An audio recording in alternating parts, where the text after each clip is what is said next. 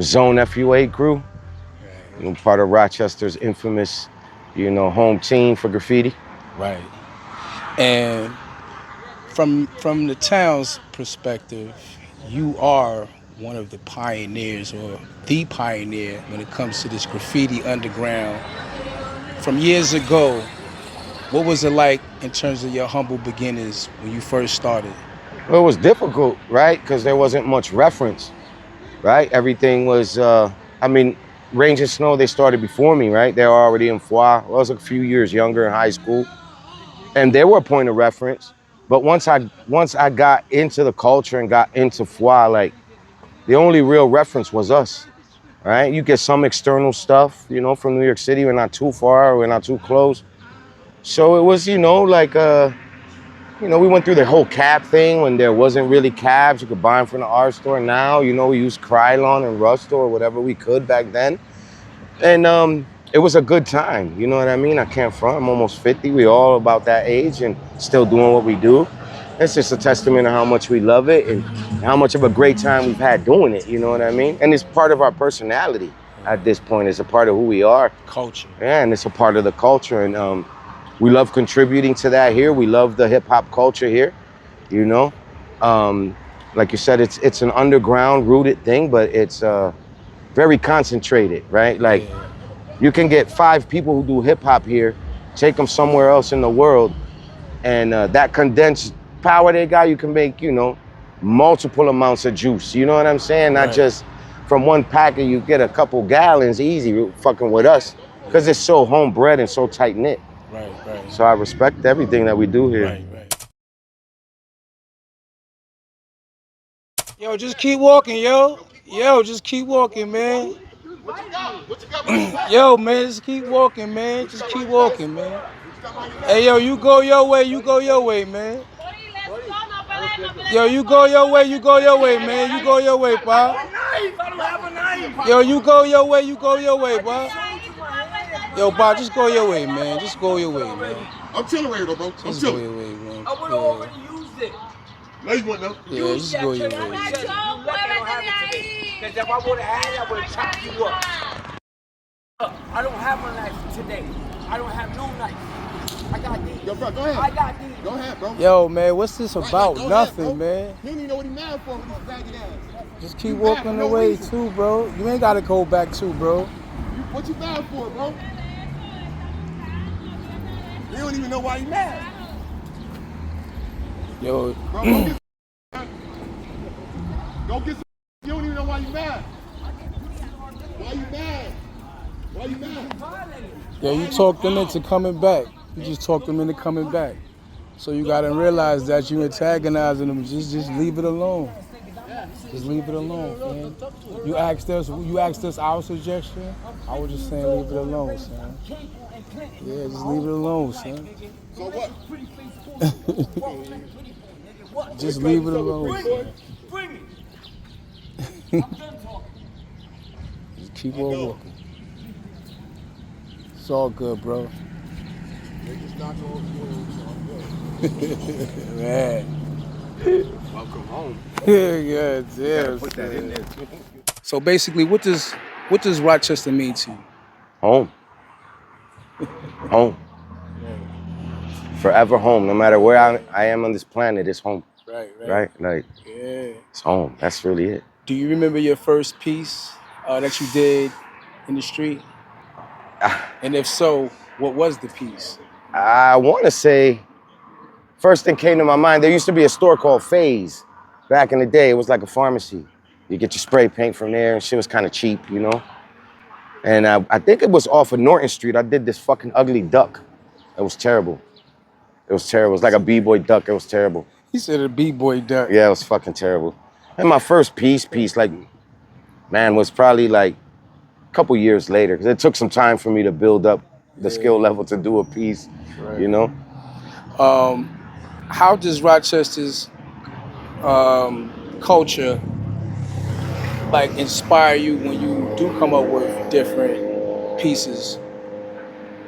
We have a dope culture. We went from the duck So what transformed to other things outside the duck? Hip hop, you know, the scene here of hip hop, you know, the era I grew up in, that, you know, back then you couldn't bite, you couldn't copy someone's style. It's not like today. If something's hitting on the radio or something, everybody's gonna do that. So we come from being individuals and trying to reflect that, you know. So that was like the main motivation, right? Being having your own style, man, and doing your own thing. Yeah. You know. Yeah. What events that took place back in the days that were very, you know, prominent and useful for the community that they need to bring back? I guess our event, right? Rochester B-Boy Barbecue, hosted by FUA Krew. Yeah. Next year we're planning on it. So, you know, bring that back. We did that for I think over a decade that ran. Right. We did at least over 10 of them. So we're getting back on that. It went to Denmark. They did it in Denmark a couple years in a row. So, you know, let's bring that back. And we've been talking about it. So we definitely gonna bring that back. Yeah, and, there was one year y'all had a bunch, like at his and hers. Yeah. Painting outside. Everybody hanging outside, Tony walks. Touch, Hassan Mackey, you know, bring that back. Bring the culture back. Yeah, you know, bring the free event back for the community and do it right here where it should be. What you got going on here behind you? We're doing a mural for La Placita on Clinton Avenue, North Clinton Avenue. So we did it in like a postcard kind of font, like a greetings, you know, welcome to La Placita, but it's in Spanish. Bienvenida a La Placita. So, you know, we just paying tribute to the neighborhood. Got St. Michael in there. We got the flambos in there. You know, a couple elements of what the Placita has to offer. And, you know, just doing something for the community-based program.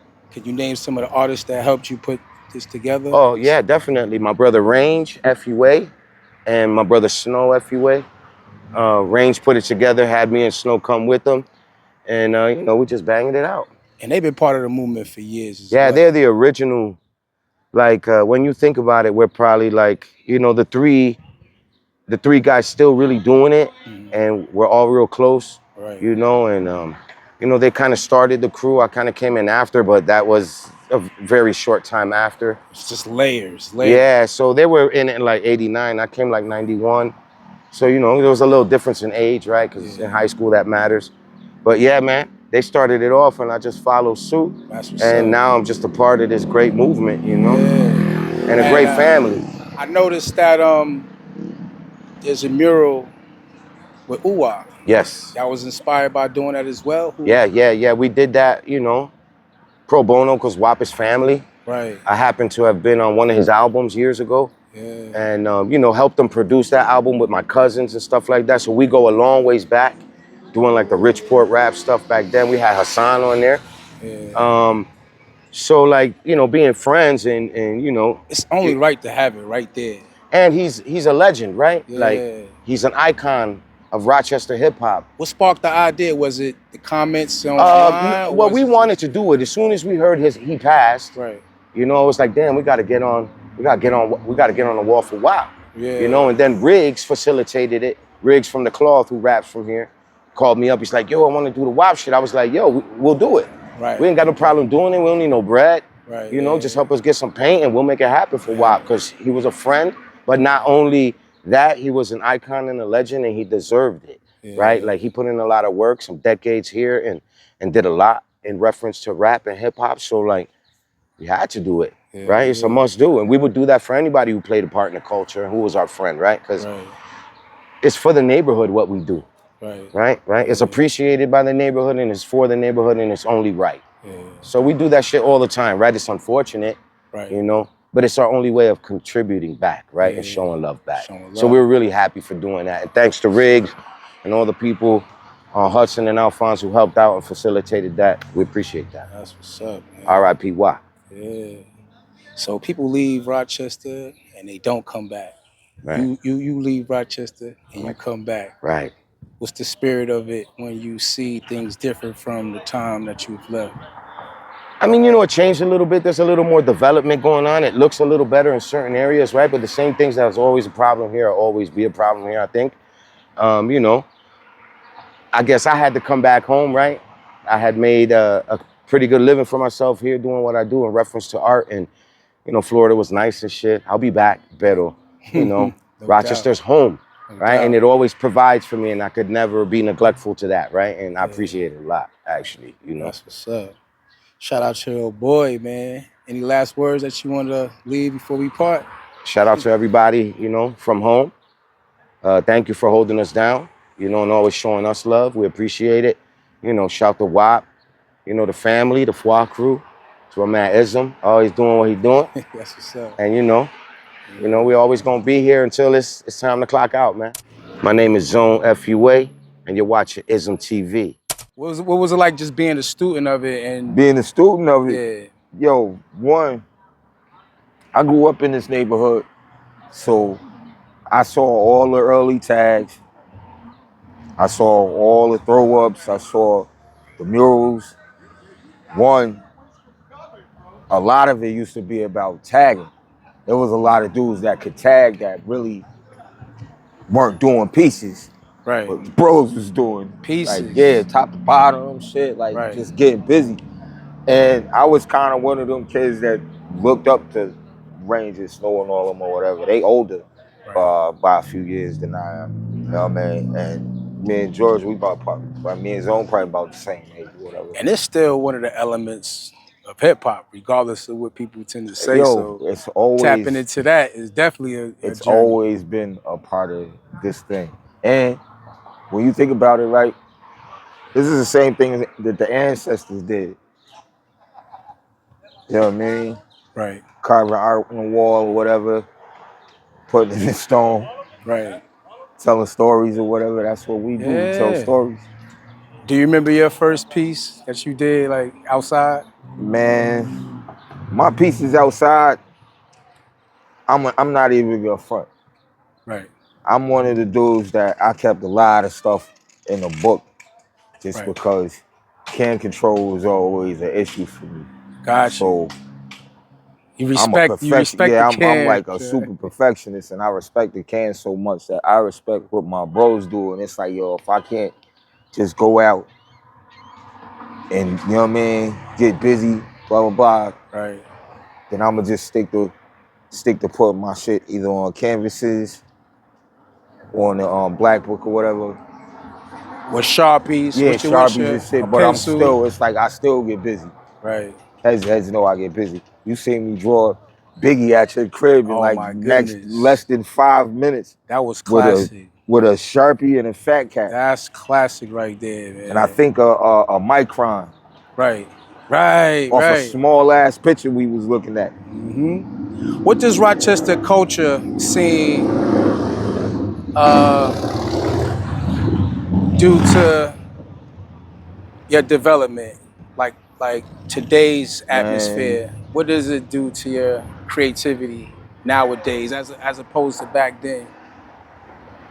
Now, to me, I'm getting back in the mindset of treating it like I'm still in that space. Right. To keep what I do fun, to be honest. Right. Because this shit, even though there's a lot of musicians and there's a lot of cats that do what they do, this shit still could be annoying. Because dudes don't know how to separate being the actual person from being the person on stage in most cases. You know what I mean? And I feel like hip hop is one of the only sports or only genres where we get so damn competitive to where a lot of times it don't even be about the music. Right. You know what I mean? It just end up being a whole bunch of niggas arguing or whatever. And it's like, shit, you want to do that? Get off the mic. Get off the mic. Get off the mic. Yeah, like get off the mic. Like, you know what I mean? Like, and one thing about this culture, there's a whole lot of dope shit in every pocket, in every space you could possibly turn. Yeah. I'm talking about from dudes from when I was young doing it that still get busy. Some of them still nice. Right. And you got the dudes in between that looked up to us, they nice. Mm-hmm. Then you got this new generation of cats like Negus and all them. Yeah. Man, yo, it's Right. It's a new. It's Yeah, like it's in good hands. it's a new day and time, especially when you watch cats like Gus take it super serious to the point of where they just always got something going on, even when you think they don't have anything going on. Right, and it's right. actual real shit. Yeah. So they not worried about the arguing with rapper shit and They just trying to be create. better than anybody. They trying to be better for them. They just trying to You know create. what I mean? That's the reason why I've always made music. Right. For one, I wanted to inspire, but to have something to be inspired to fucking do. You better because be. I grew up, you know, in a space that was kind of non-conducive to happiness. Right. You know what I'm saying? Right. So music has always been one of those things that helped me like get over the threshold, if you will. Well, Plus, as far as people passing down, you know, props to you, how many people have come into you for tutelage? Like, and do you give people tutelage to what you been doing? Yo, shout out to my man Chaz Bruce, because I've actually had the honor of being in the class and engaging with his students. I brought my whole beat machine, wow, the monitors and everything. Talked to them about music, my music, the music I made. And they was engaged. Yeah, they was engaged. You know what I mean? I've done that in several schools. I have a lot of friends that are teachers, fortunately. And is that missing today? And how much of an impact do you think if they had classes like that where they would have local guests like you producers come into music classes to show them the craft? It's important for kids to have the gap be bridged. You know what I mean? Like, tight. Right.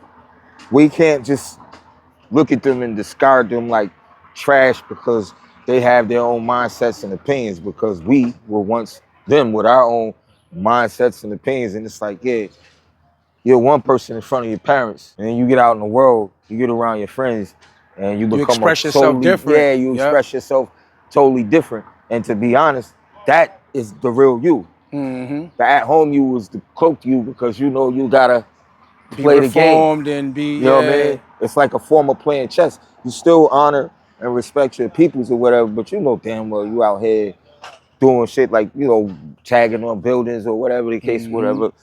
Free expression, but you're expressing yourself in other ways that they probably don't even know of. Yeah. You know what I mean? That's some in some cases, like, and you're self-taught. Yeah. So teaching somebody else what you learned, would that be something like, easier for you to I'm do? self-taught, and also I learned a lot of shit from my dad and my mom growing up. You know what I mean? Like, they were both very cultured. Right. Like, deep-rooted. Yeah. My pops is West Indian. He was a drummer.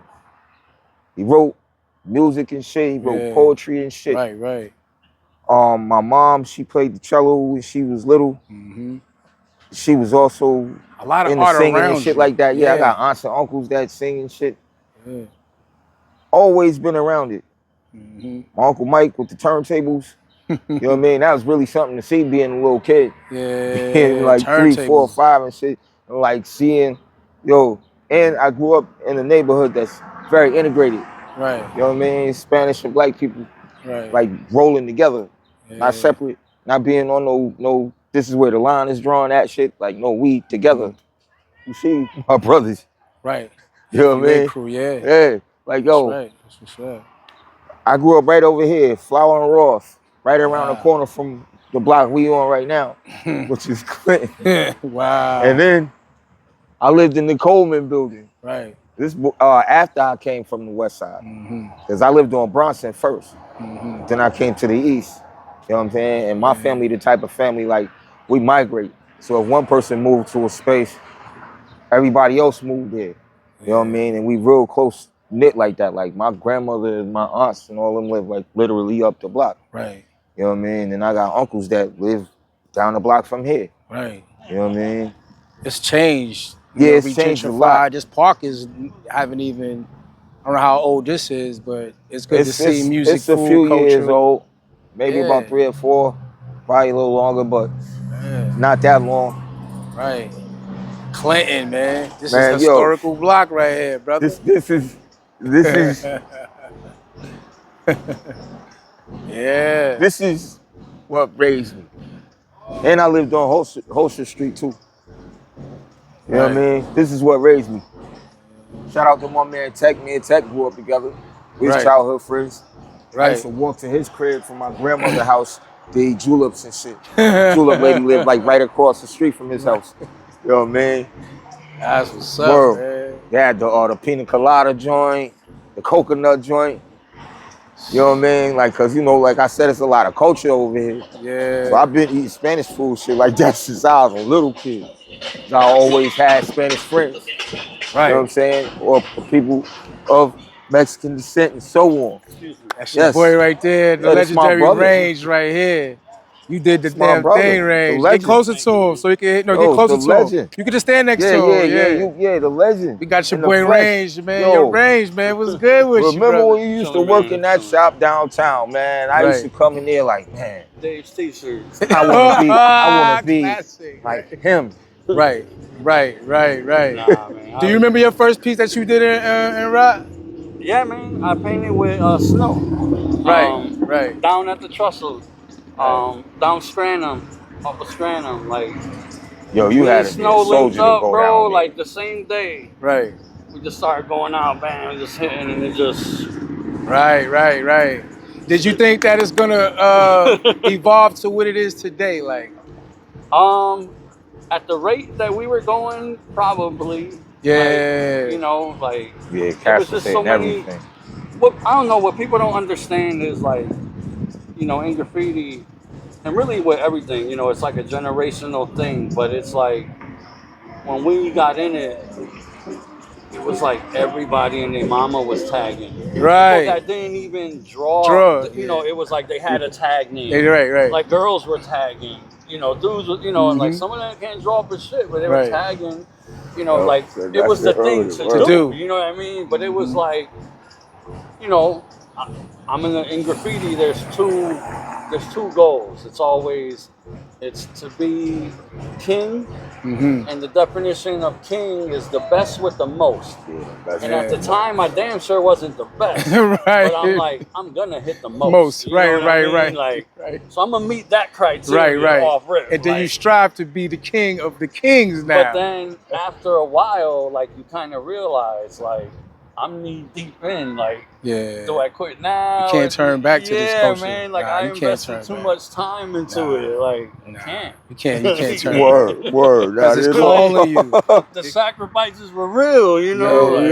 Man, it keeps calling you. Do you remember teaching anybody, and how hard is it to teach somebody to what you want? Because I'm quite sure you got fill-ins. It's hard to teach because if people aren't hungry, if their appetite doesn't match yours, you're never gonna click. Never going to click. And I think that's why me and Boogie connected, you know, because we were both on a mission. And it was like, you know, he would, you know, push me to do better, and likewise, you know, like, but, you know, to get somebody that has that passion, that grit, that desire. All day, every day, like, you know what I mean? Name your favorite graffiti movie. Oh, Star Wars. Stop. So are we bringing back the barbecue? Yes, next year, for sure. That's what's up, man. Shout out to your boy, F.U.A in the house, Range, and your boy Hassan Mackey.